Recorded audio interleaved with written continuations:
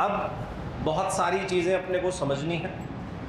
सबसे बढ़िया बात कि आप लोगों का जो चैप्टर अपन शुरू करेंगे वो चैप्टर है cell, the unit of life. क्या आप लोगों ने पहले सेल के बारे में कभी सुना है? सभी ने सुना है? क्या बात है। क्या आप लोगों ने कभी सेल देखी है?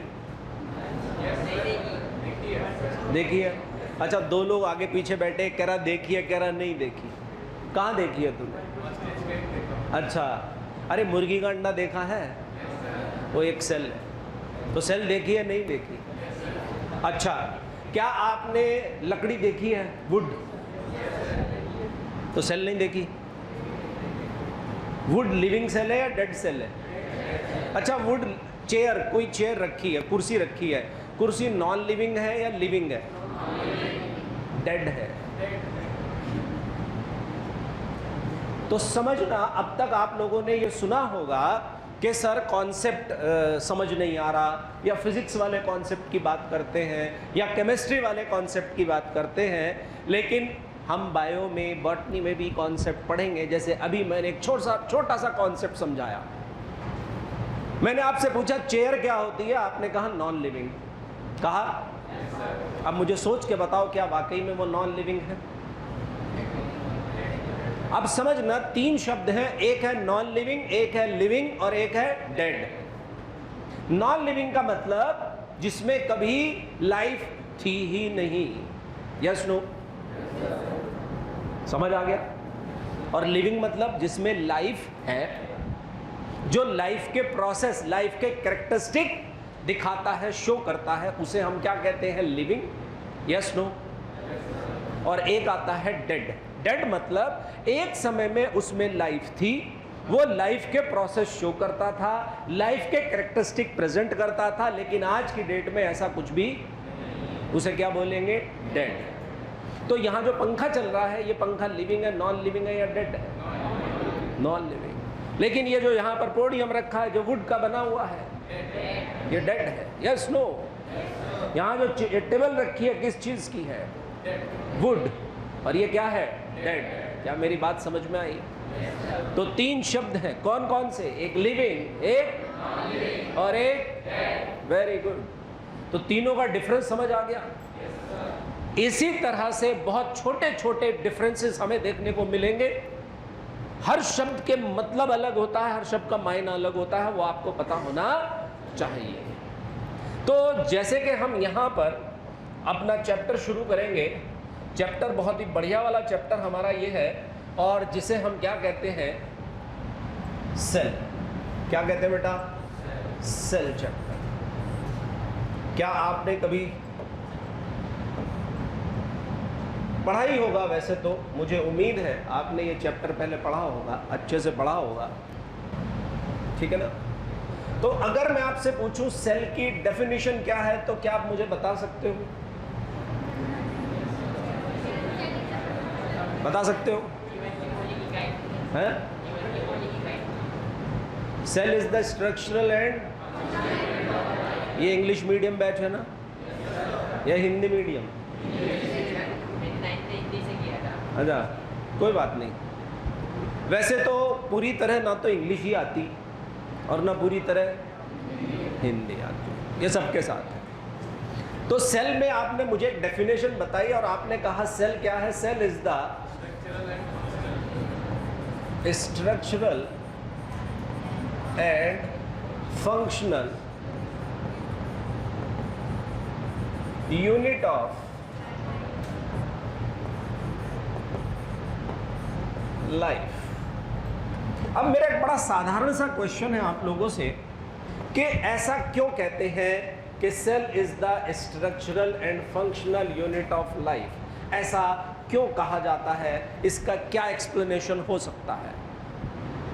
ऐसा क्यों कहते हैं कि सेल लाइफ की स्ट्रक्चरल फंक्शनल यूनिट है? कोई भी?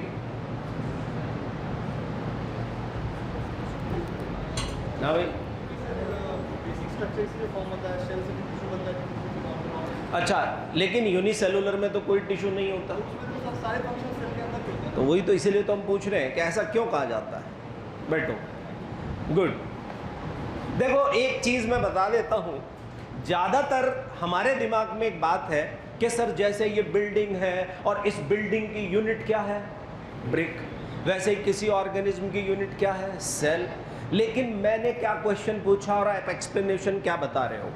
मैंने क्वेश्चन पूछा है that why cell is the structural and functional unit of life. समझ आ गया? मैंने क्वेश्चन पूछा ये, और आप जवाब मुझे दे रहे हो किस बात का? आप बता रहे हो कि बॉडी की यूनिट कैसे है। अगर यहां लिखा होता कि cell is the structure and function unit of body, तो ये एक्सप्लेनेशन ठीक होता या नहीं होता कि सर ये बिल्डिंग है और इसकी एक यूनिट क्या है, ब्रिक, एक बॉडी है उसकी यूनिट क्या है, सेल। लेकिन यहां क्या लिखा है? लिखा है ना। तो अब यहां से कहानी शुरू होती है, और कहानी ये है व्हाट इज लाइफ। तो बताएं लाइफ किसे कहते हैं? What is life?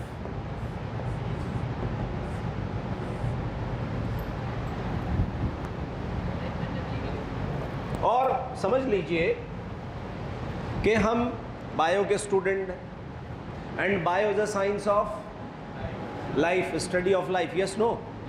तो कम से कम हमें ये तो पता होना चाहिए लाइफ क्या है। क्यों भाई? किसे कहते हैं लाइफ? लिविंग तो वो है जिसमें लाइफ है, और क्वेश्चन ये है व्हाट इज लाइफ। अच्छा, प्रोसेस परफॉर्म करता है, मेटाबॉलिक, वो लाइफ है, या मेटाबॉलिक प्रोसेस लाइफ का एक फंक्शन है, कैरेक्टरिस्टिक है। समझना, तुमने मुझे बताया कि सर ये मेटाबॉलिज्म शो कर रहा है, तो तुम मुझे लाइफ का एक कैरेक्टरिस्टिक बता रहे हो ना। और मैंने क्या पूछा? व्हाट इज लाइफ है? मरने से पहले। फिर लाइफ स्पैन क्या है?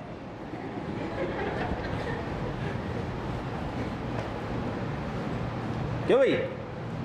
और समझ लीजिए, जब तक बिल्कुल दिमाग में ऐसा ना हो जाए अरे यार ये भी गलत है, ये भी गलत है, और गलती करने से कोई खराब बात नहीं है। More you mistake better you learn. आप जो गलती कर रहे हैं उससे आप सीख रहे हैं। आपके दिमाग में कोई आंसर था, आपको लग रहा था सही है, आपने बोल दिया, पता चला आंसर गलत है, तो कम से कम 50% काम खत्म हो गया कि मेरा आंसर तो गलत है। हाँ, ओके, वेरी गुड, बहुत बढ़िया। देखो बहुत अच्छे बेटा, लेकिन मैं आपको बताऊं कि लाइफ की ऐसे कोई बहुत स्पेसिफिक डेफिनेशन नहीं है, लेकिन फिर भी साइंस में उसकी एक डेफिनेशन देने की कोशिश की गई। और वो डेफिनेशन क्या है? उसमें कहा गया लाइफ इज अ कॉम्प्लेक्स, क्या बोला? Complex system of molecules. क्या लिखा मैंने? लाइफ क्या है? बहुत सारे मॉलिक्यूल्स एक साथ जुड़ना शुरू हो गए। अलग अलग टाइप के मॉलिक्यूल्स हैं, एक दूसरे के साथ जुड़ते हुए जा रहे हैं, और जुड़ने के बाद कुछ कॉम्प्लेक्स चीजें बनानी शुरू करती हैं, और फाइनली इन्होंने अपनी एक बाउंड्री भी डिसाइड कर ली है। Yes no? मुझे बताओ, एटम से मिलकर क्या बनता है, और मॉलिक्यूल से मिलकर कंपाउंड बनते हैं, नहीं बनते? और जब कंपाउंड आपस में जुड़ते हैं तो कॉम्प्लेक्स कंपाउंड बनते हैं, यस नो? और ये कॉम्प्लेक्स कंपाउंड्स मिलकर एक सिस्टम क्रिएट करते हैं, एक स्ट्रक्चर बनाते हैं, और ये वो स्ट्रक्चर है जिसमें बहुत सारे मॉलिक्यूल मिलकर एक कॉम्प्लेक्स कंडीशन बना रहे, एक सिस्टम बना रहे हैं, यस नो? अब मुझे ये बताओ कि यहां पर एक सिस्टम बनके तैयार हो गया, एक स्ट्रक्चर दिखाई दे रही है आपको। इस स्ट्रक्चर की कंडीशन ये है कि इसका इंटरनल एनवायरनमेंट एक्सटर्नल से पूरी तरह अलग है, तभी तो ये अपने आप में एक सिस्टम है या नहीं है? जिस क्लासरूम में हम बैठे हैं, क्या ये क्लासरूम अपने आप में एक सिस्टम है? क्या बाहर वाले एनवायरनमेंट से इसका एनवायरनमेंट अलग है या बिल्कुल सेम है? अलग है। अब इस सिस्टम को ऐसा बनाए रखने के लिए क्या कुछ चीजों की जरूरत होगी, या बिना कुछ किए वैसा ही मेंटेन रह सकता है? नहीं रह सकता। तो यहां पर एक सिस्टम क्रिएट हुआ। इस सिस्टम को चलाने के लिए क्या एनर्जी की जरूरत पड़ेगी? Yes, no? और यहां से जो एनर्जी ली जाएगी वो किस फॉर्म में आएगी? फूड। उसी को आप क्या कहते हो? फूड। और इसे लेने का जो तरीका है उसे क्या कहते हैं? क्या कहते हैं? तो ये सिस्टम अपने आप को यथा स्थिति में बनाए रखने के लिए क्या कर रहा है? बाहर एक्सटर्नल मीडियम से क्या ले रहा है? एनर्जी। और उसके लेने के तरीके को क्या कहा जा रहा है? न्यूट्रिशन। लेकिन क्या जिस फॉर्म में ये इस एनर्जी को लेगा उसी फॉर्म में यूटिलाइज करेगा, या उसे कॉम्प्लेक्स से सिंपल फॉर्म में लाएगा? सिंपल फॉर्म में लाने के बाद क्या उस सिंपल मॉलिक्यूल्स को भी तोड़कर उससे एनर्जी निकाली जाएगी? और वो प्रोसेस क्या कहलाएगा? लेकिन जो वेस्ट बचेगा क्या ये वो सिस्टम अपने पास रखेगा, या उसे क्या करेगा? एक्सक्रीशन। Yes, no? बात समझ में आई या नहीं आई? So what is life? Life is a complex system of molecules in which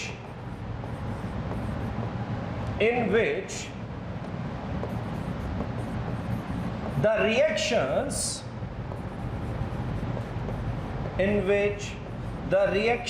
are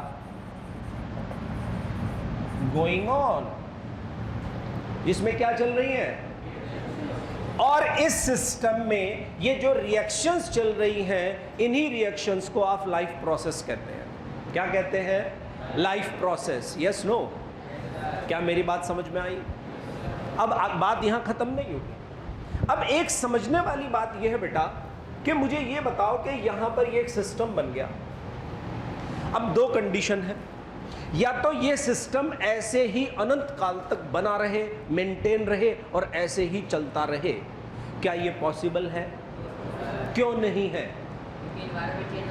exactly, क्योंकि बाहर का एनवायरनमेंट इसे कभी भी ऐसा बने रहने नहीं देगा।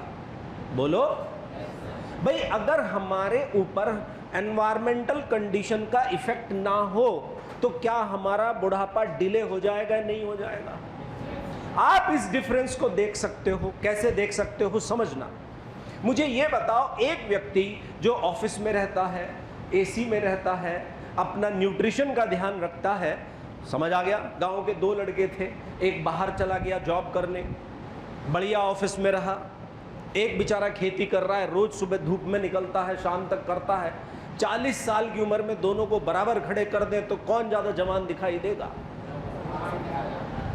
वो ऑफिस वाला। Yes, no? क्यों? क्योंकि उसके ऊपर जो एनवायरमेंटल कंडीशंस था उसका प्रभाव उसने कम पड़ने दिया। Yes, no? आप याद करो, इकोलॉजी में एक बात दी हुई है कि हमारी बॉडी होम्योस्टेसिस करती है, लेकिन बाहर एनवायरमेंटल कंडीशन तो इसे इफेक्ट करेंगी या नहीं करेंगी? बोलो। तो क्या ये सिस्टम हमेशा ऐसा ही बना रहेगा या धीरे धीरे खत्म हो सकता है? बोलो। अब ये खत्म हो गया, दोबारा फिर इसे बनाना तो वापस उतनी एनर्जी लगेगी या नहीं लगेगी? उतना ही समय लगेगा या नहीं लगेगा? तो क्या किया गया, इस सिस्टम ने एक तरीका निकाला कि भाई मैं ऐसा करता हूं, बहुत सारी एनर्जी स्टोर करनी शुरू करता हूं। क्या शुरू करता हूं? एनर्जी स्टोर करना। समझ आ गया? और जब ये एनर्जी स्टोर करेगा तो क्या ये ग्रोथ शो करेगा या नहीं करेगा? क्या शो करेगा? एनर्जी को स्टोर करना ही ग्रोथ है या नहीं है? आप उसे किसी भी फॉर्म में स्टोर कर रहे हो तो ग्रोथ है या नहीं है? अरे बोलो। समझ आ गया? अब इसने दूसरा तरीका निकाला कि कैसे ये सिस्टम हमेशा बना रहे, तो इन्होंने एक प्रोसेस बनाया और उसे कहते हैं, क्या कहते हैं, रिप्रोडक्शन। कि भाई ये अपने जैसा एक और बना देगा, फिर ये अपने जैसे और बना देंगे, तो क्या हमेशा ये सिस्टम इस नेचर में बना रहेगा या नहीं रहेगा। लेकिन इन सब करने के लिए क्या चाहिए, क्या चाहिए, consciousness, yes no. So life is a complex system of molecules in which the reactions are going on, leads with growth, reproduction and consciousness. हाँ भाई, अब समझना, इस सिस्टम को ही रॉबर्ट हुक ने क्या नाम दिया, सेल। इस सिस्टम को ही रॉबर्ट हुक ने क्या नाम दिया, सेल। तो कोई सेल अपने आप में कंप्लीट लाइफ होती है, क्यों, क्योंकि लाइफ के जितने प्रोसेस है वो सारे परफॉर्म कर रहा है, और उन लाइफ के प्रोसेस का आउटपुट भी है, वो क्या क्या है, ग्रोथ, रिप्रोडक्शन एंड कॉन्शियसनेस।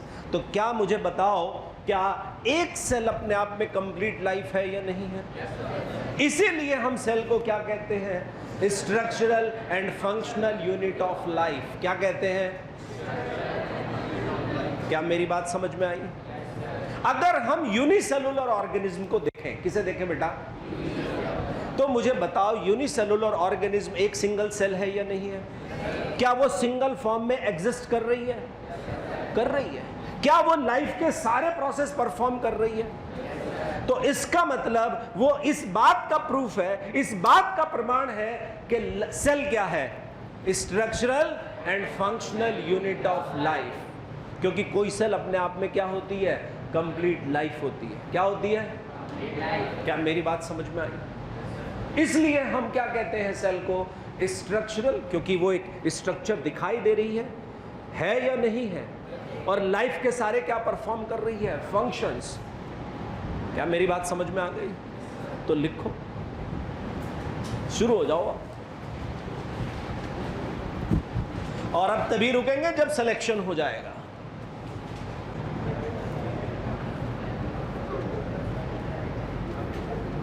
हाँ भाई, क्या समझ में आया कुछ?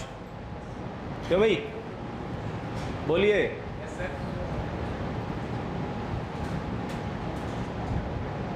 तो इसलिए सेल को क्या कहते हैं, functional unit of life, because a cell itself a complete life, because it is a structure which perform all the functions of life.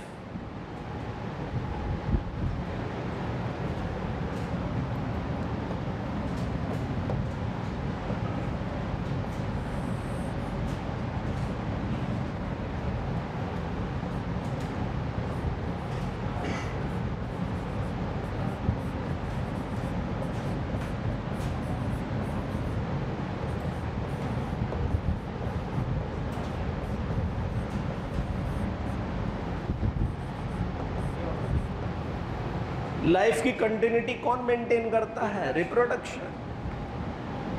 किसी स्पीशीज की कंटिन्यूटी कौन मेंटेन करता है, रिप्रोडक्शन। तो किसी भी लिविंग ऑर्गेनिज्म का इस नेचर में एक सिंगल रोल है, और वो है रिप्रोडक्शन। क्या है बेटा वो, रिप्रोडक्शन।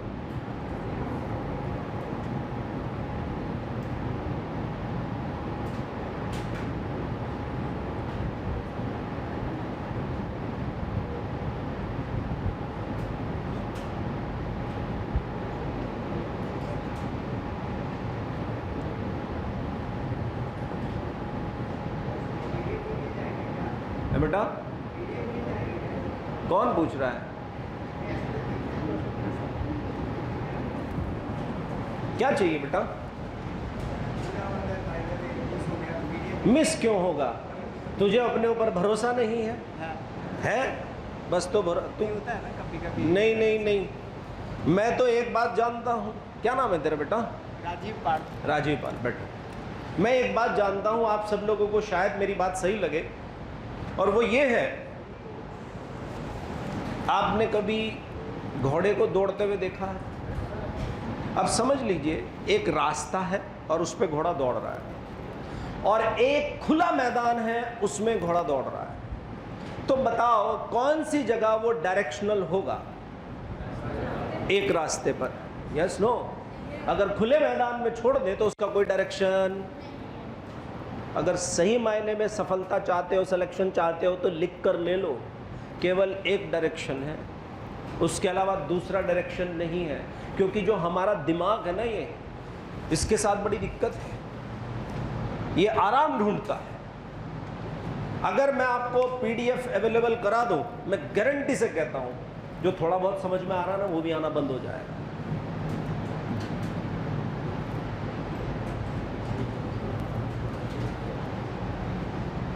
हाँ भाई, तो सेल के लिए एक डेफिनेशन बोली गई, cell is structure and function of life. तो सबसे पहले हमने क्या कहा? What is life? Life is a complex system of molecules in which the reactions are going on, which leads with growth, reproduction and consciousness. Yes, no? Yes, sir. So a cell itself a complete life. कोई cell अपने आप में क्या है? Complete life. Why? Because it performs all the functions of life. Yes, no? And show independent existence. और क्या show करती है? कहां? In the form of unicellular organism. किसकी फॉर्म में? यूनिसेलुलर ऑर्गेनिज्म की फॉर्म में। तो लिखो ये बात, a cell itself a complete life. A cell itself a complete life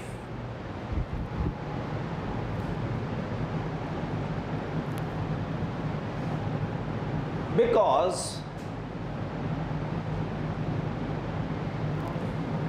it performs all the functions of life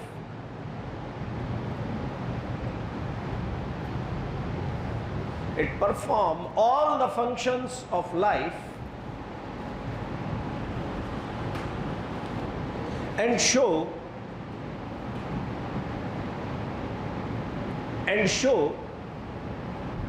independent existence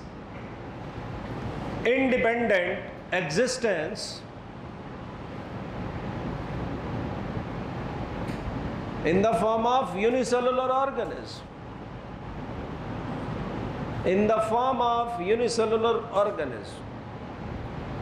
कुछ कहानी समझ आई क्या भाई? हाँ,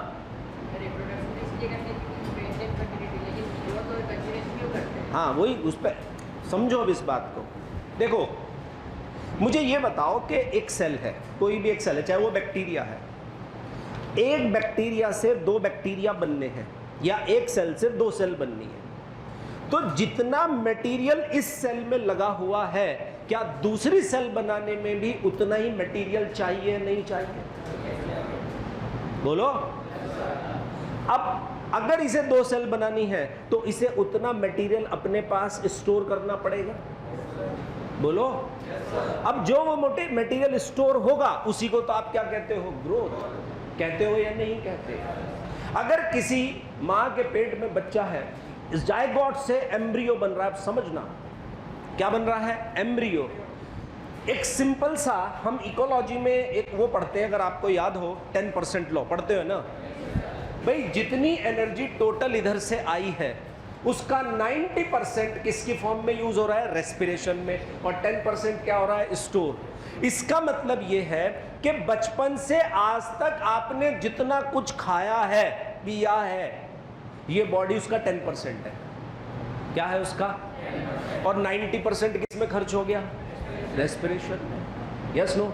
अब मुझे बताओ कि एक जायगोट से एक एम्ब्रियो बनने में, एक नई सेल बननी है, एनर्जी चाहिए। तो क्या जो माँ है उसकी जो भूख है खाने की, वो बढ़ जाएगी या नहीं बढ़ जाएगी? क्यों? क्योंकि एक्स्ट्रा एनर्जी स्टोर कर, रेस्पिरेशन तो करना ही करना है, उसकी बॉडी की खुद की रिपेयर है, लेकिन क्या एक्स्ट्रा चाहिए? नहीं चाहिए। तो वो जो आगे चल के जो बेबी बना, जो अंदर बच्चा पल रहा है, क्या वो एनर्जी है या नहीं? तो ग्रोथ हो रही है नहीं हो रही? Yes no? क्या मेरी बात समझ में आई नहीं आई? अब आगे बात समझ में। तो ग्रोथ करना इसीलिए जरूरी है। ग्रोथ का मतलब क्या है? Storage of energy. क्या है ग्रोथ? है या नहीं है?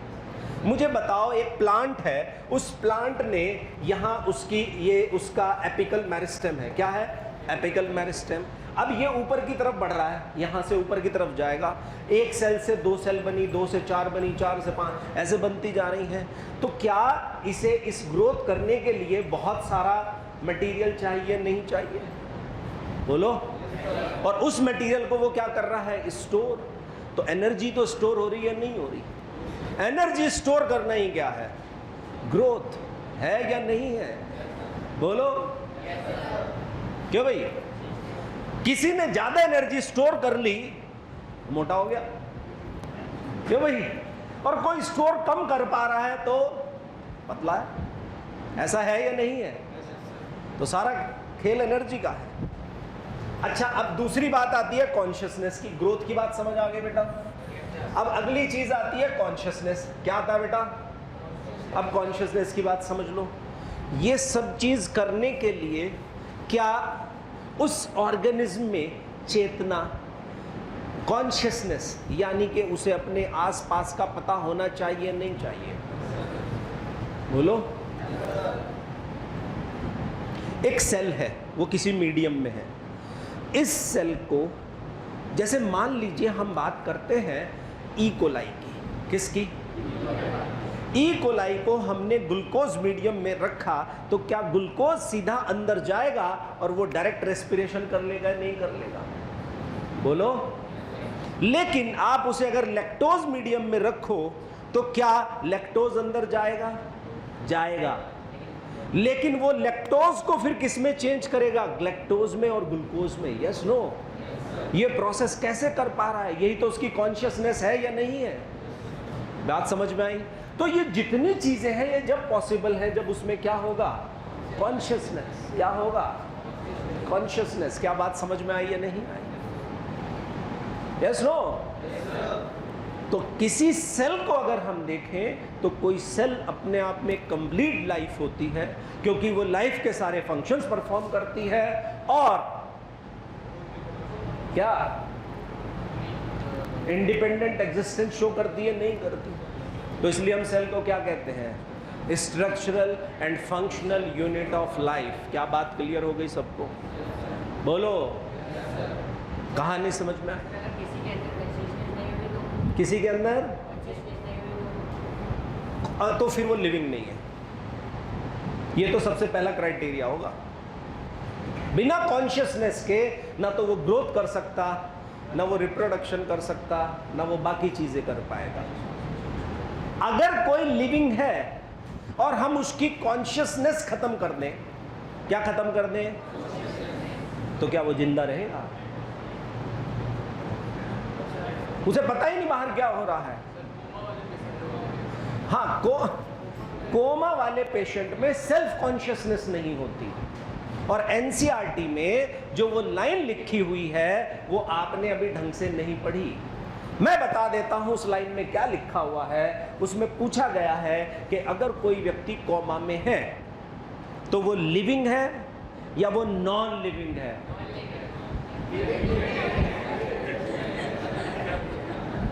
इसीलिए पहले मैंने 3 शब्द समझा दिए थे। बताओ, नॉन लिविंग होगा कभी? तो एनसीईआरटी में लिखा हुआ नॉन लिविंग तो पूरी तरह से क्या है? गलत है। अगर डेड होता तो शायद एक बार हम डेड कह देते, लेकिन अभी डेड इसलिए नहीं कह सकते कि बाकी फंक्शंस तो चल ही रहे हैं, भले ही वो मशीन से चल रहे हो। तो उसमें क्या नहीं है? सेल्फ कॉन्शियसनेस नहीं है, बाकी कॉन्शियसनेस उसमें है। Yes no? क्या कहानी समझ में आई? तो मैंने क्या कहा था कि बायो भी कॉन्सेप्चुअल होती है, और अभी हमने एक ही चीज पढ़ी है। अब हम धीरे धीरे आगे बढ़ेंगे। मेरी क्लास में बस मेरी आपसे एक ही रिक्वेस्ट है, एक तो टाइम से आएंगे, वैसे तो आएंगे आप सब, ठीक है? और दूसरा क्या करना है, अगर ये नियम आपने पूरे साल मेंटेन कर लिया तो आपका सिलेक्शन कोई नहीं रोक सकता। यहां पर आपकी एक क्लास हो गई बॉटनी की। मैं ये नहीं कहता तुम बॉटनी 2 घंटे पढ़ो, 1 घंटा पढ़ो, मैं कहता ही नहीं। मैं तो एक सिंपल बात कहता हूं, मेरा 1 घंटे 30 मिनट का लेक्चर है या नहीं है? इस 1.5 घंटे में जो मैंने पढ़ा दिया, सबसे पहले घर जाकर उसे क्या करेंगे? फिर पहली चीज, अब मुझे बताओ जो चीज मैंने 1.5 घंटे में पढ़ी, अगर वही मुझे घर जाकर पढ़नी हो तो कितना समय लगना चाहिए? सबका अलग अलग टाइम होगा, क्योंकि हो सकता है किसी को 1 घंटा भी लग जाए, मैं ये नहीं कहता, पर मैं एक एवरेज मान के चलूं तो लगभग 40 to 45 मिनट्स लग सकती हैं। मैं एवरेज मान के चल रहा हूं, किसी को घंटा लग रहा है, किसी को आधा घंटा लग रहा है, ठीक है। अगर इसी सेम चीज को जो 1.5 घंटे में पढ़ाया जा रहा है मैं NCERT से पढ़ूं, जो भी, चाहे वो 4 लाइनें हो, क्योंकि 1.5 घंटे में जो मैं पढ़ाऊंगा NCERT में वो 1 पैराग्राफ से ज्यादा, ठीक है। कितनी देर? Hardly 15 minutes. अब मेरे पास 2 कंडीशन है, या तो मैं NCERT को किस में ऐड कर लूं?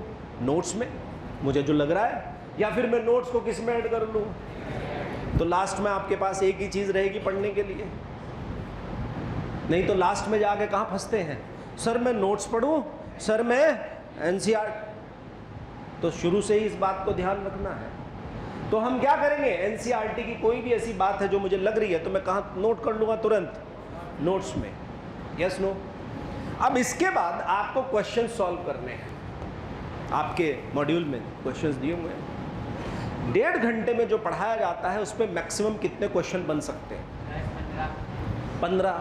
ये भी ज़्यादा ही है वैसे, पर मैं कह रहा हूँ 15 से 20 क्वेश्चन मान लो हार्डली। 20 क्वेश्चन सॉल्व करने में कितनी देर लगेगी? 10 मिनट, क्योंकि सब पढ़ लिया ना। अब 1 घंटा मुश्किल से 1 से 1.5 घंटे के बीच में आप अपना काम निपटा देंगे, और जो व्यक्ति इसे मेंटेन करेगा, समय के साथ ये टाइम अपने आप कम हो जाएगा। अब पूछो कैसे? क्योंकि जब आप डेली पढ़ोगे और पीछे वाली हर चीज आपको याद होगी तो क्या आगे वाली चीज अपने आप लिंक हो जाएगी? समझ आ गया? अब अपने को क्या करना है, ये बात सबको समझ आ गई बेटा? हाँ, आप अगर ये चाहते हैं कि सर आप मेरी थोड़ी सी हेल्प कर दें मेरा टाइम टेबल बनाने में वगैरह वगैरह, तो मैं कर सकता हूँ। उसके लिए आपको मेरे से टाइम लेना पड़ेगा।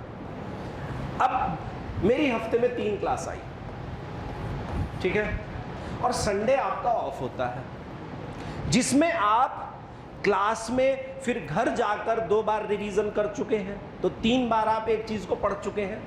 अब मुझे बताओ, यानी कि 4.5 घंटे का काम अगर संडे में आप एक बार रिवाइज करें तो कितना समय लगेगा? 2 घंटे। तो क्या संडे को केवल 2 घंटे आप दे सकते हैं? yes, बोलो। yes, और यही हर चीज हर सब्जेक्ट में अप्लाई कर लेना, तो किसी से कभी ये पूछने की जरूरत ही नहीं पड़ेगी सर फिजिक्स कितनी देर पढ़नी है, सर केमिस्ट्री कितनी देर पढ़नी है, सर जूलॉजी कितनी देर पढ़नी है। देर कुछ नहीं है, जब तक मेरा काम खत्म नहीं होगा तब तक मुझे पढ़ना है। समझ आ गया? तो देखो, जूलॉजी बॉटनी में तो आपका टाइम अपने आप ही कम हो जाएगा, और बचा हुआ टाइम हम कहाँ यूटिलाइज कर सकते हैं? फिजिक्स में। लेकिन डेली ये मेंटेन करना पड़ेगा। जब भी मेंटेन ना करो, आगे मेरे से मिल लेना और मुझे बता देना कि सर कल गड़बड़ हो गई, या फिर अगले दिन उसकी भरपाई करो। जब हम बिजी रहते हैं तो ना तो हमारे पास बीमार होने का समय होता, या होता है? बीमार नहीं होते जब हम बिजी होते हैं तो, क्योंकि ब्रेन एक ही साइड लगा होता है, बीमार होने की फुर्सत नहीं है। हाँ, खाली हो तो फिर बहुत सारे काम निकल आते हैं। क्या मेरी बात सबको क्लियर हो गई? आसान तरीका है, कभी किसी से पूछने की जरूरत नहीं पड़ेगी सर कितनी देर पढ़ना चाहिए। ठीक है, बोलो। चलो देखते हैं एक हफ्ते बाद क्या कंडीशन बनती है। अब आगे बढ़ते हैं। तो इस कहानी में जो हम पढ़ रहे थे, इसमें एक नाम आता है और वो नाम है,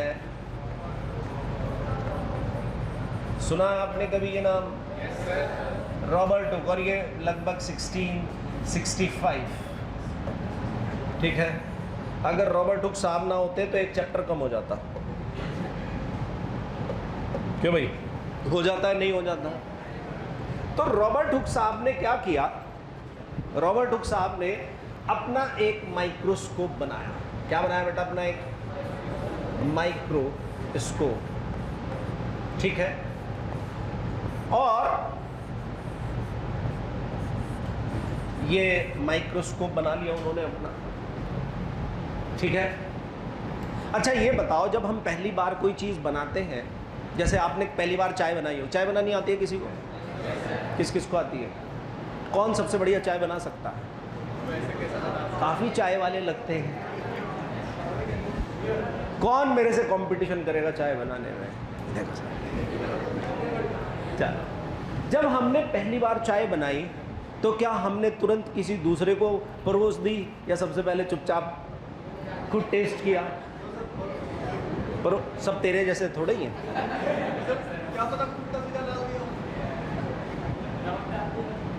कौन है नमक वाला? चलिए, तो उन्होंने अपना एक माइक्रोस्कोप बनाया, और कहानी यहां से शुरू होती है कि अब उन्होंने सोचा माइक्रोस्कोप तो बन गया, इन्वेंट हो गया है, अब जरा इसमें देखूं दिखता क्या है। अब इधर देखा उधर देखा, तो उनकी लैब में बॉटल रखी थी, वो वाली नहीं, ठीक है, और हो तो मुझे पता नहीं। क्यों भाई, वो वाली बॉटल नहीं, कांच की बॉटल रखी थी। तू कौन सी बॉटल सोच रहा है? तो वो समय था, वो समय था जब बॉटल को एयर टाइट करने के लिए प्लास्टिक या मेटल की कैप्स नहीं थी। उस टाइम क्या होता था, लकड़ी का एक टुकड़ा होता था और उसे बॉटल के मुंह में फंसा देते थे। और इस टुकड़े को क्या कहते हैं? इसे कहते हैं कॉर्क।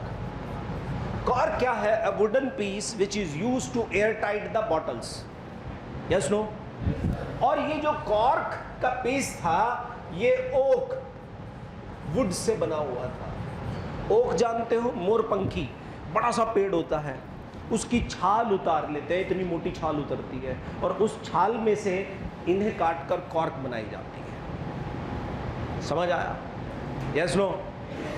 तो कॉर्क, तो उन्होंने क्या किया, उन्होंने ये, अब लकड़ी की कॉर्क उनके पास पड़ी थी, कॉर्क ले ली, और इस कॉर्क के उन्होंने बारीक बारीक क्या काटे? Slice, sections. क्या किए?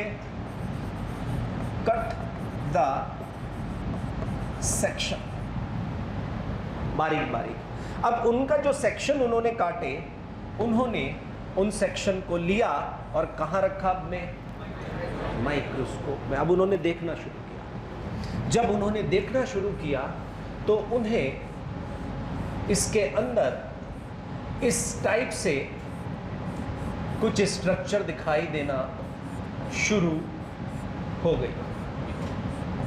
क्यों भाई?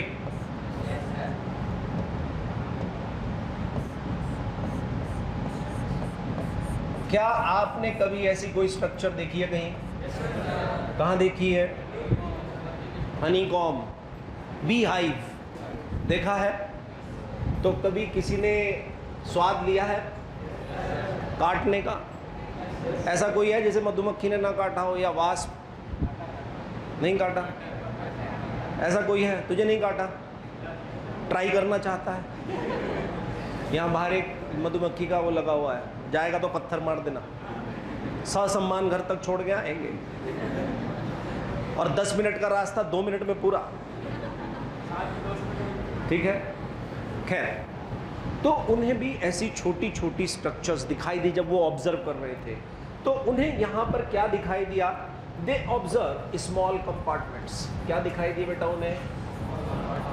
स्मॉल कंपार्टमेंट, छोटे छोटे कंपार्टमेंट्स दिखाई दिए। और स्मॉल कंपार्टमेंट्स को लैटिन में क्या कहते हैं? सेलुला। क्या कहते हैं? और यहां से उन्होंने क्या वर्ड दिया? सेल। उन्होंने कहा सेल। बात समझ में आई? अब कहानी, मुझे ये बताओ कि सबसे पहली बार सेल वर्ड किसने दिया? और सेल वर्ड का कौन से वर्ड से आया है? सेलुला कौन सी लैंग्वेज का वर्ड है? इसका मतलब क्या है? तो सेल वर्ड का मतलब क्या हुआ? क्या कहानी समझ आ गई? इस तरह से रॉबर्ट हुक ने क्या नाम दिया? सेल। क्या नाम दिया? क्या मेरी बात क्लियर हो गई सबको? बनाओ।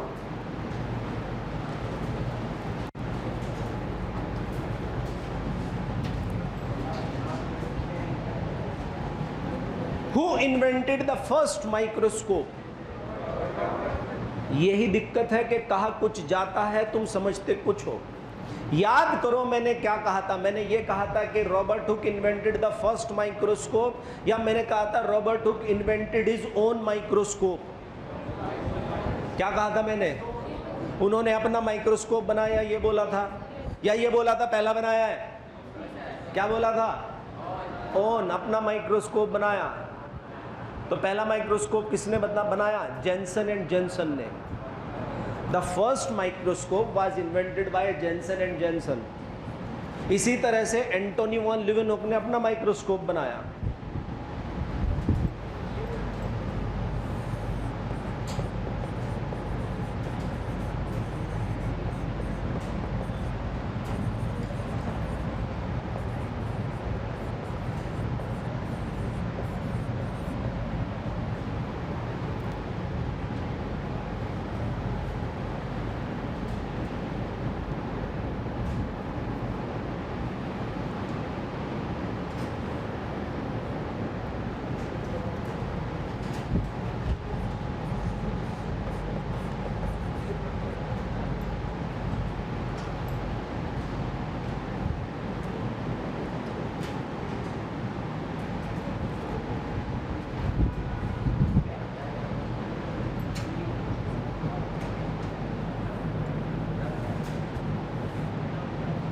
He invented his own microscope, not first. The first microscope was invented by Jensen and Jensen. दो भाई थे। यही तो प्रॉब्लम है। बोला सर आपने ऐसा ही कहा था sir. So who is known as the father of cell biology or cytology? तो रॉबर्ट हुक क्या कहलाते हैं? फादर ऑफ साइटोलॉजी या cell biology? What is the difference between cytology and cell biology? दो शब्द हैं अलग अलग, एक सेल बायोलॉजी एक साइटोलॉजी है। साइटोलॉजी अच्छा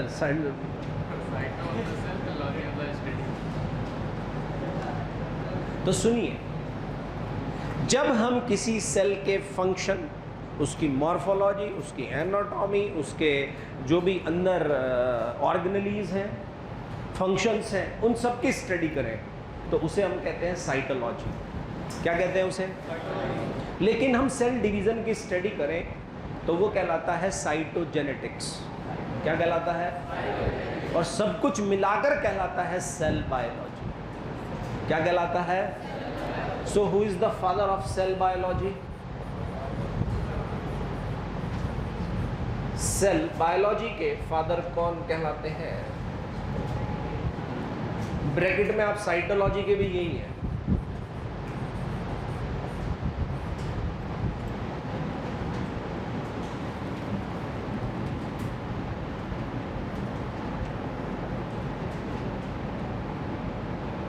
And who is the father of cell? Robert Hooke. Who gave the term cell? क्या कुछ बात समझ में आई? एक ही चीज पर कितने क्वेश्चंस यहीं से फ्रेम हो गए कि भाई यस नो? अभी और कुछ भी सीखना है। आगे बढ़ेंगे जब आप लिख लें मुझे बता दें। लिखा बेटा? हाँ भाई राजीव लिख लिया बेटा? तू कहाँ से?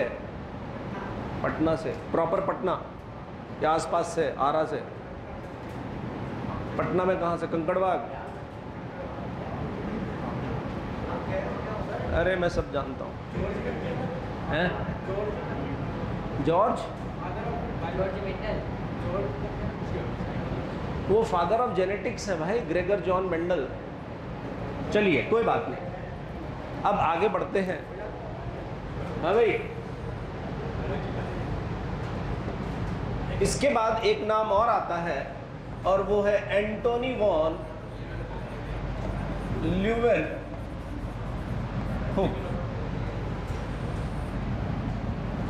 एंटोनी वॉन ल्यूवेनहुक ने क्या किया? फर्स्ट डिस्कवर्ड द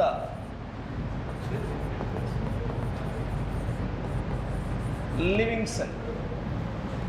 तो पहली लिविंग सेल किसने डिस्कवर की? ल्यूवेनहुक ने। पहली आरबीसी किसने डिस्कवर की? ल्यूवेनहुक ने। इन्होंने ही तो देखा था सब कुछ, देखा था या नहीं देखा था? इसके बाद एक नाम और हमें पढ़ना है और वो है रॉबर्ट ब्राउन।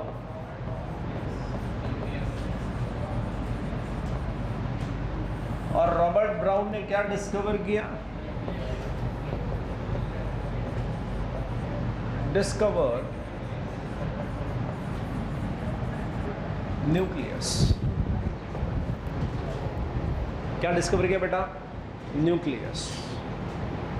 बहुत सारे नाम आएंगे धीरे धीरे, लेकिन हम केवल वो नाम पढ़ेंगे जो एनसीईआरटी में दे रखे हैं। ठीक है, आसान है ना चीजें, अभी पता चलेगा।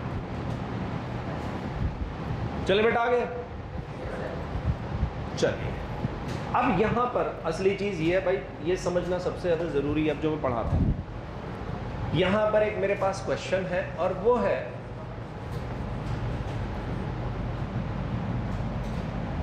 रॉबर्ट हुक डिस्कवर्ड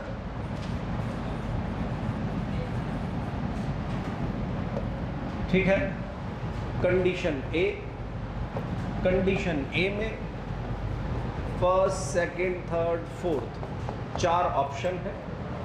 पहला ऑप्शन है सेल, दूसरा ऑप्शन है टिश्यू, तीसरा है ऑर्गन, चौथा है ऑर्गन सिस्टम। ये कंडीशन फर्स्ट है।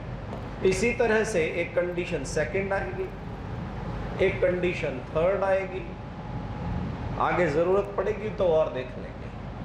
अब मैं यहां पर टिश्यू की जगह लिख देता हूं डेड सेल, यहां मैं लिख देता हूं डेड सेल, सेल वॉल, और एक और कंडीशन रख लेते हैं। अरे कोई बात नहीं, एक और कंडीशन रख लेते हैं और उसमें मैं यहां लिख देता हूं नन ऑफ दीज। तो आपके पास अलग अलग कंडीशंस हैं और समझ लीजिए मेरी बात, कंपटीशन नीट के एग्जाम में यही खेल है, यही गड़बड़ होती है हमारे से। देखो क्वेश्चन एक है लेकिन हर कंडीशन में उसका आंसर बदल रहा है या नहीं है? हमारे साथ प्रॉब्लम ये होती है कि जब हम एग्जाम में क्वेश्चन सॉल्व करने बैठते हैं तो जो क्वेश्चन हमारे दिमाग में आंसर है हम उसे आंसर मान लेते हैं। अरे क्या पता वो आंसर दिया हुआ है या नहीं दिया हुआ, यस नो। तो कंडीशन फर्स्ट में आंसर क्या होना चाहिए? पहले में तो सेल ही होगा, अब दूसरे में पक्की बात, क्योंकि उन्होंने लिविंग सेल डिस्कवर नहीं की थी, क्या की थी? तीसरे में एग्जैक्टली उन्होंने क्या डिस्कवर किया था? Cell wall, yes no. क्योंकि किसी डेड सेल में केवल क्या दिखाई देगी? सेल वॉल, प्लांट सेल में, यस नो। और यहां पर, यहां भी क्या होगा? Cell wall. तो ज्यादा करेक्ट आंसर क्या है? Cell wall. अगर यहां ऑल ऑफ दीज आ जाए तो ऑल ऑफ दीज। भाई क्या कंडीशन ऐसी भी बन सकती है? चलो इसे रहने देते हैं, एक और कंडीशन बना लेते हैं। क्यों भाई? अब मुझे बताओ,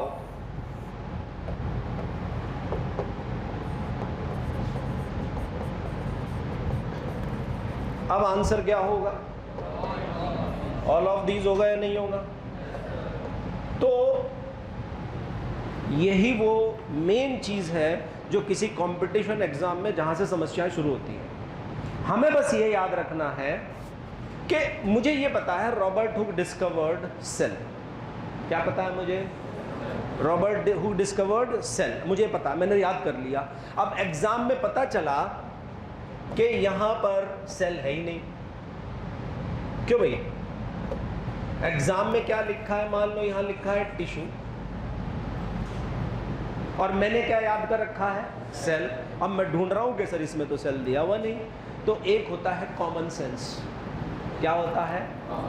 and common sense is not found in common people, because the people who have common sense they are special. जिन लोगों में कॉमन सेंस होती है वो स्पेशल होते हैं। तो क्या ये कॉमन सेंस की बात है या नहीं है? बोलो। तो क्या लॉजिक समझ में आया बात का? क्वेश्चन एक ही है, लेकिन उसके आंसर ऑप्शन के हिसाब से हमें आंसर देना है, हमें अपना आंसर फिट नहीं करना। क्या बात समझ आ गई? लिखो बेटा। हाँ, आप इधर आ जाते ना। मुझे ये बताओ, क्या ये एक डेड सेल है? इस डेड सेल में क्या दिखाई दे रहा है? एग्जैक्टली क्या दिखाई दे रहा है? डेड सेल में केवल क्या बचा हुआ है? सेल वॉल ही तो बची हुई है, बाकी तो कुछ है ही नहीं। तो एग्जैक्टली जो उन्हें दिखाई दे रहा था वो क्या दिखाई दे रहा था? Cell wall. क्या दिख रही थी उन्हें? Cell wall. अभी आपने देखा होगा यहां एक सेटअप लगा हुआ था माइक्रोस्कोप वगैरह का, देखा आप लोगों ने?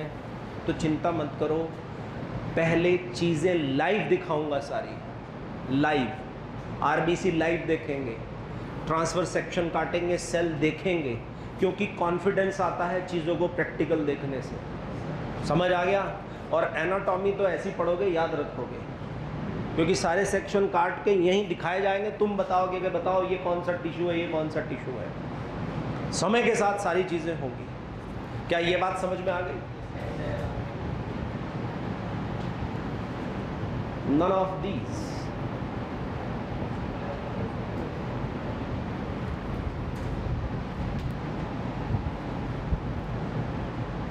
पानी नहीं है इधर।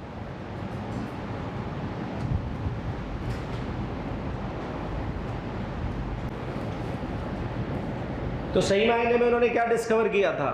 Cell wall. आपसे कोई पूछे सेल किसने डिस्कवर किया, अभी आएंगे उस पर, उस क्वेश्चन पे भी आएंगे।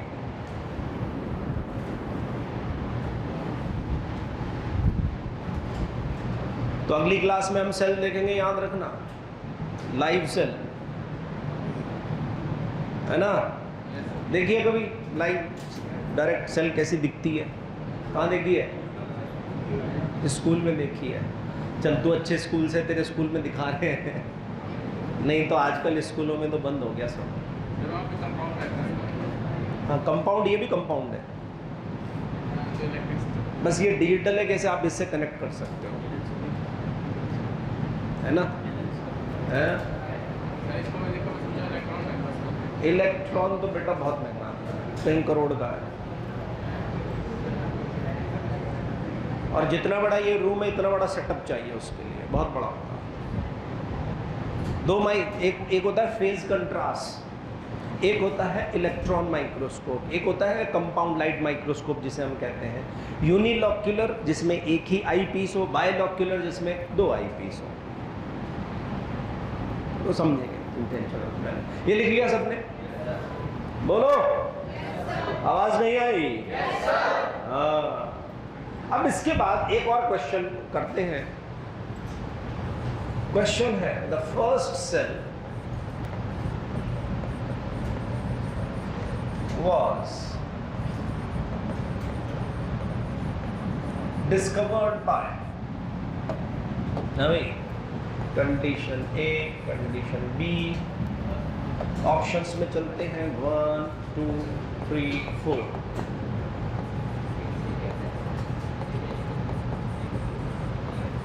रॉबर्ट हुक,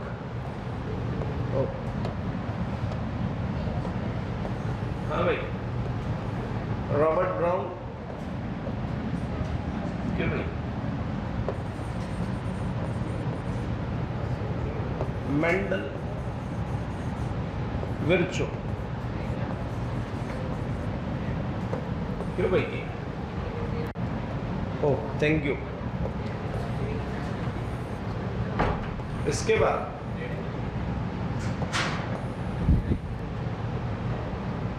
क्या ऐसा भी हो सकता है कि यहां पर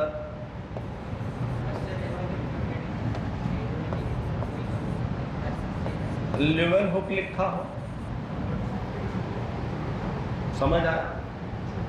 अच्छा, क्या कंडीशन ऐसी भी हो सकती है सी, अरे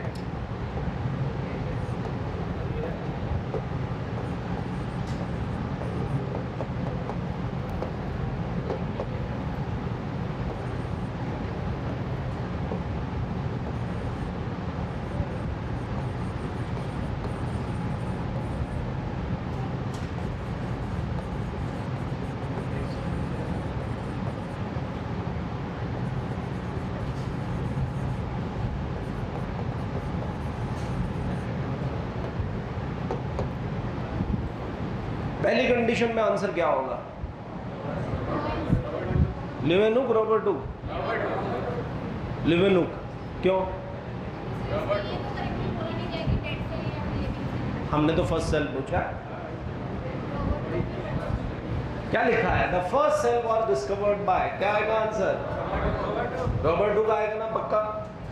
तुम कह रहे हो तो मैंने टिक कर दिया। अगले पे आ जाते हैं, क्या यहाँ भी रॉबर्ट हुक होगा? यस, और यहाँ रॉबर्ट हुक है ही नहीं, तो मोर करेक्ट आंसर क्या जाएगा? लेवेनहुक। बात समझ आ गई? हमें पता है कि इन्होंने भी फर्स्ट सेल डिस्कवर की थी, लेकिन कौन सी थी? लिविंग। लेकिन जब रॉबर्ट हुक दिया ही नहीं तो सही आंसर क्या होगा? लेवेनहुक। कहानी समझ आई कुछ? बस यही खेल है सारा। मैं एक बात समझा देता हूं कि आपको क्या आता है, आपने क्या याद कर रखा है, इस बात से मतलब नहीं है। ऑप्शन में सही आंसर क्या है वो टिक करना है बेटा। नन ऑफ दीज आ जाए तो, हाँ तो फिर तेरी किस्मत। हाँ, मैं इसका कारण भी बता रहा हूं। मैंने ये बात ऐसे लॉजिक के साथ कही है।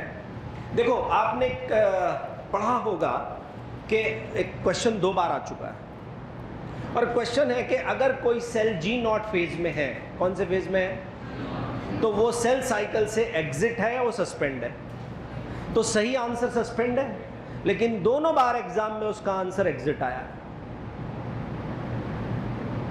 अब तीसरी बार आ जाए तो हम क्या टिक करेंगे? एग्जिट। और मान लो उन्होंने सस्पेंड मान लिया हो, तो तुम क्या उसे गलत साबित कर दोगे? तो ऐसे क्वेश्चन का सर सही आंसर क्या होगा? तुम्हारी किस्मत। समझो मेरी, ये बहुत सारी जगह, आपको बहुत सारी जगह ऐसा मिलेगा कि एनसीईआरटी में अभी तो चलो आगे कितनी सारी गलतियां मिलेंगी। गलत लिख रखा है, हमें पता है ये गलत है, ठीक है। अब हमने एनसीईआरटी की बात एज इट इज पढ़ ली, और एग्जाम में वो गलत लिखा हुआ भी आ गया और सही लिखा हुआ भी। बताओ क्या करोगे? एनसीईआरटी का टिक करेंगे। लेकिन अगर एनटीए ये मान ले कि ये सही आंसर, ये सही वाला है, तो तुम क्या उसे कोर्ट में जाकर गलत साबित कर दोगे? समझ रहे हो ना? तो ये कंडीशंस होती है, हर 1-2 साल में ये कंडीशन आ जाती है, किसी ना किसी क्वेश्चन में आती है। अब तूने पूछा सर अगर नन ऑफ दीज हो जाए तो तेरी किस्मत भाई। एनटीए क्या मान के चल रहा है? मैं तो नन ऑफ दीज लगा दूंगा, क्योंकि पहली सेल उन्होंने नहीं की थी और लिविंग सेल नहीं दे रखा। समझ आया ना? और मान लो मैंने नन ऑफ दीज लगा दिया और एनटीए ने उसका आंसर लेवेनहुक कर दिया, तो मैं क्या कर लूंगा? तो इसलिए देखो, कंट्रोवर्सी रहेगी, कुछ क्वेश्चंस आएंगे, जगह जगह आएंगे ऐसे। अब मुझे ये बताओ कि जो मैं सिखाना चाह रहा था क्वेश्चंस के मामले में, क्या वो बात आप सब तक पहुंच चुकी है? कि हमें किन बात का ध्यान रखना है। जब तक हम प्रैक्टिकली उस चीज को नहीं करेंगे हमें समझ नहीं आएगा, और मैं उम्मीद करता हूं आपको यह बात क्लियर हो गई होगी। ठीक है, अब यहां से आगे बढ़ते हैं। चल भाई, हाँ, अब यहां से आगे बढ़ते हैं। अच्छा, जैसे अगर मैं आपसे पूछूं कि लिविंग ऑर्गेनिज्म के टाइप्स नंबर ऑफ सेल के बेसिस पर कितने टाइप के होते हैं? हाँ, तो ये एनसीईआरटी में बीच में घुसा रखा है, इसलिए बीच में पढ़ना पड़ेगा। तो हम क्या पढ़ रहे हैं? सबसे पहले टाइप्स ऑफ ऑर्गेनिज्म, किसके बेसिस पर? On the basis of number of cell, on the basis of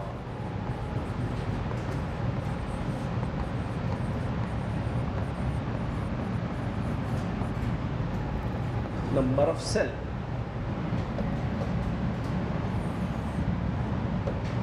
तो कितने टाइप हो गए? 2 टाइप्स। पहला टाइप कौन सा आता है? Unicellular organism. तो पहला टाइप आता है यूनिसेलुलर ऑर्गेनिज्म। तो बताओ यूनिसेलुलर ऑर्गेनिज्म किसे बोलेंगे? Composed of single cell.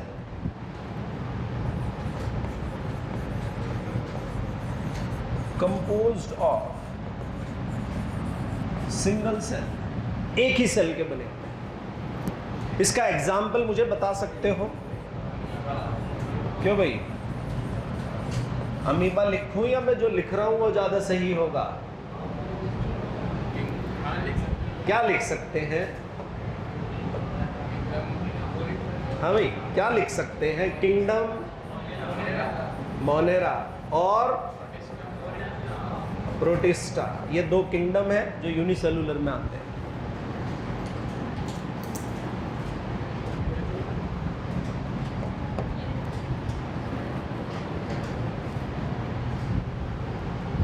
तो यूनिसेलुलर ऑर्गेनिज्म में क्या सिंगल सेल लाइफ के सारे फंक्शंस परफॉर्म कर रही है?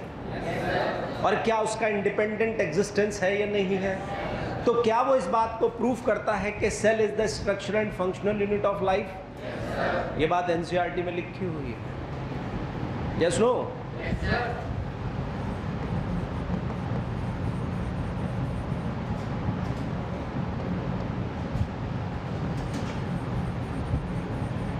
Unicellular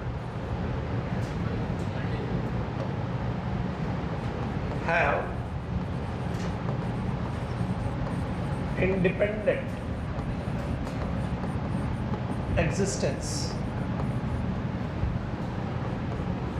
and perform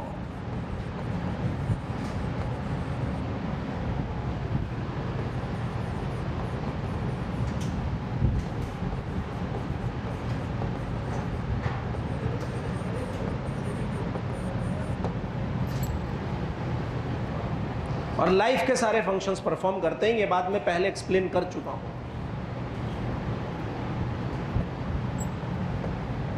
और दूसरे कौन आएंगे बेटा?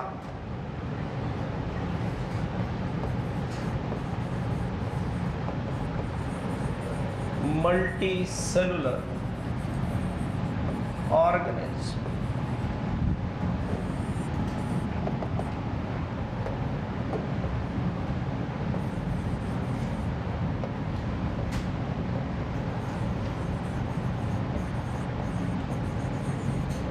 composed of more than one cell। और इसके एग्जाम्पल कौन आ जाएंगे? हाँ भाई, क्या kingdom fungi, Plantae and animalia, ये सब इसमें आ गए।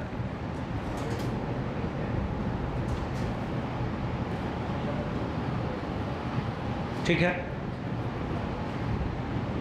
अब यहां से एक बात और शुरू। अच्छा, आपको रिसर्च सुना आपने कभी रिसर्च वर्ड? रिसर्च सुना है? साइंटिस्ट रिसर्च करते हैं क्यों भाई? तो बताओ रिसर्च के लिए सबसे ज़रूरी चीज़ क्या है जिसके बिना रिसर्च पॉसिबल ही नहीं है? साइंटिस्ट। अच्छा, जब साइंटिस्ट नहीं थे तब रिसर्च नहीं होती थी? Object, very good. क्या नाम है तेरा? गुड, क्रिश। और मुखौटा कहाँ है तेरा? बिल्कुल सही बात बोली। देखो अब समझना, न्यूटन एक सेब के पेड़ के नीचे बैठे थे और ऊपर से क्या गिरा? एप्पल। सेब के पेड़ के नीचे बैठे थे और एप्पल गिरा या सेब गिरा, या एक ही बात है? अच्छा, तो सबसे पहली चीज उनके दिमाग में क्या आया? एक क्वेश्चन, एक ऑब्जेक्टिव उनके दिमाग में आया, और वो क्या था कि ये सेब ये इधर क्यों नहीं गया, इधर क्यों नहीं गया, ऊपर क्यों नहीं गया? Yes no?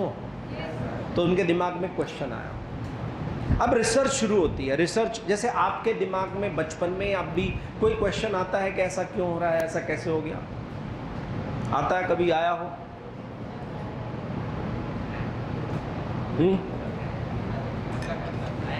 क्या है? पढ़ाई क्यों कर रहे हैं? पढ़ाई क्यों कर रहे हैं? बहुत अच्छा क्वेश्चन है कि हम पढ़ाई क्यों कर रहे हैं। हम इसलिए कर रहे हैं क्योंकि मनुष्य में जो मनुष्य को बाकी सब जीवों से अलग चीज़ करती है वो इसकी सेल्फ कॉन्शियसनेस है। क्या है? और ये हर चीज़ को अर्न करना चाहता है, अर्जित करना चाहता है, इसलिए पढ़ रहे हैं। समझ आया? और इसीलिए हमने इस प्रकृति की बैंड बजा रखी है। अगर हमारे पास ये ज्ञान को अर्जन करने का जो नियत है ये ना होती तो हम भी इस नेचर में उसी तरह फिट होते जैसे बाकी सब जीव जंतु होते हैं। समझ आ गया? लेकिन वो एक म्यूटेशन जिसने हमारे दिमाग में वो बदलाव कर दिया, महत्वाकांक्षा। क्या बोला मैंने? ये वो चीज है जो हमें निरंतर आगे बढ़ा, मतलब हमारे हिसाब से हमें आगे बढ़ाती है। हालांकि प्रकृति के हिसाब से तो हम सब बर्बादी कर रहे है या नहीं है? इसलिए खैर चलो, हम रिसर्च की बात कर रहे थे तो दिमाग में क्वेश्चन आया। जैसे बचपन में मेरे दिमाग में क्वेश्चन आया, जैसे घर में, अपने घर में हांडी में दाल बनती थी और उस दाल को बनने में लगभग 3 घंटे लगते थे, और प्रेशर कुकर में दाल बनती थी तो आधे घंटे में बन के तैयार। तो मैंने ये बात नोटिस की और पूछा, पापा से पूछा कि ये इसमें दाल जल्दी क्यों पकती है, इसमें देर से क्यों पकती है? समझना। तो मेरे दिमाग में क्या आ गया? एक क्वेश्चन, एक ऑब्जेक्टिव आ गया। अब अगली चीज रिसर्च करना था। क्या करना था? रिसर्च। अब जब मान लीजिए मैं रिसर्च करूं तो मैं क्या करूंगा? तो सबसे पहले मैं कुछ हाइपोथेसिस बनाऊंगा। क्या बनाऊंगा? हाइपोथेसिस मतलब कुछ परिकल्पनाएं करूंगा कि हो सकता है कुकर मेटल का है इसलिए जल्दी बनती हो। Yes no? कि हो सकता है कुकर के अंदर प्रेशर ज़्यादा हो तो टेम्परेचर ज़्यादा बढ़ता हो, या हो सकता है कि इसमें आग ज़्यादा अच्छे से पकड़ता हो। क्यों भाई? या हो सकता है कि दाल इसकी मेटल के साथ रिएक्शन करके जल्दी बनती हो। तो मैंने हाइपोथेसिस बना ली। अब मैं इन हाइपोथेसिस को एक्सपेरिमेंटली प्रूव करूंगा। क्या करूंगा? अब मुझे बताओ, क्या सारी हाइपोथेसिस एक्सपेरिमेंटली प्रूव हो जाएंगी या कुछ डिस्कार्ड भी हो जाएंगी? और जो एक्सपेरिमेंटली प्रूव हो गई अब वो कहलाएगा थ्योरी। क्या कहलाएगा? और ये थ्योरी जब यूनिवर्सली प्रूव हो जाएगी तब इसे क्या बोलेंगे? लॉ। तो रिसर्च का एक प्रॉपर प्रोसेस है। तो क्या ये प्रोसेस सबको समझ आ गया? क्या प्रोसेस है बेटा हमारा? सबसे पहले हमारे पास क्या होना चाहिए? एक ऑब्जेक्टिव, फिर क्या आएगा? क्वेश्चन मतलब एक, फिर उसकी क्या आएगा? हाइपोथेसिस, फिर हाइपोथेसिस एक्सपेरिमेंटली प्रूव होंगी तो थ्योरी, और थ्योरी यूनिवर्सली प्रूव होगी तो लॉ। समझ आया? अब मुझे बताओ, अभी तक क्या सेल डिस्कवर हो चुकी है जो हम पढ़ते आ रहे हैं? Yes no? अब जब सेल डिस्कवर हो गई तो क्या इसके बाद सभी लोगों के, जो भी साइंटिस्ट थे, उनके दिमाग में क्वेश्चन आया होगा? और वो क्वेश्चन क्या था? What is a cell. Cell discovery के बाद क्या ये क्वेश्चन दिमाग में आना स्वाभाविक है या नहीं है? तो क्वेश्चन सामने आ गया, क्या? What is cell? What is a cell? Cell, एक सेल क्या है? अब इस क्वेश्चन का आंसर ढूंढने की कोशिश की गई। जब इसका आंसर ढूंढने की कोशिश की गई तो सबसे पहले यहां पर एक साइंटिस्ट आए जिनका नाम था श्लाइडर। क्या नाम था? और ये बात कब की है? 1838। कब की बात है? समझ आया? श्लाइडन कहां के रहने वाले थे? जर्मनी। कहां के रहने वाले थे? और एक बॉटनिस्ट थे। क्या थे?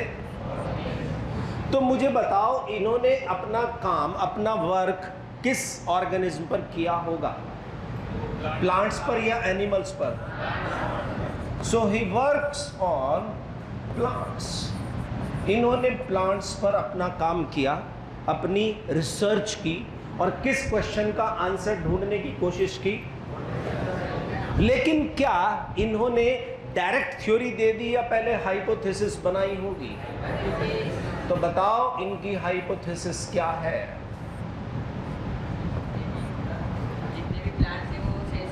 ना, एनसीईआरटी वाली लाइन चाहिए as it is. Yes,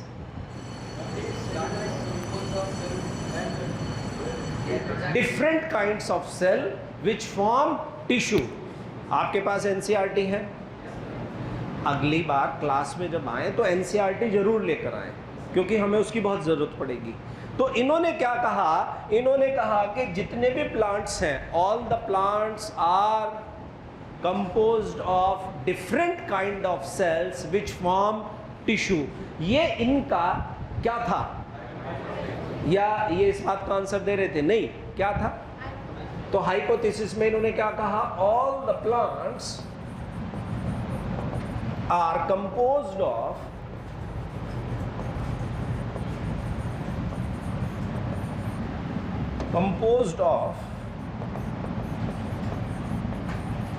different kind of cells which form tissue। जो क्या बनाती है? टिश्यू बनाती है। और ये हाइपोथेसिस किसने दी? श्लाइडन, जो भी तुम्हें ठीक लगता हो। और कब दी इन्होंने ये हाइपोथेसिस? 1838। और 39 में दूसरे साइंटिस्ट आए जिनका नाम क्या था? श्वान। तो उन्होंने भी अपनी कोई हाइपोथेसिस दी होगी, जिस हाइपोथेसिस की बात हम अगली क्लास में करेंगे। ठीक है? यहां तक सभी को सब बातें क्लियर हो गई? बहुत बढ़िया। तो आज के लिए इतना ही। To be continue.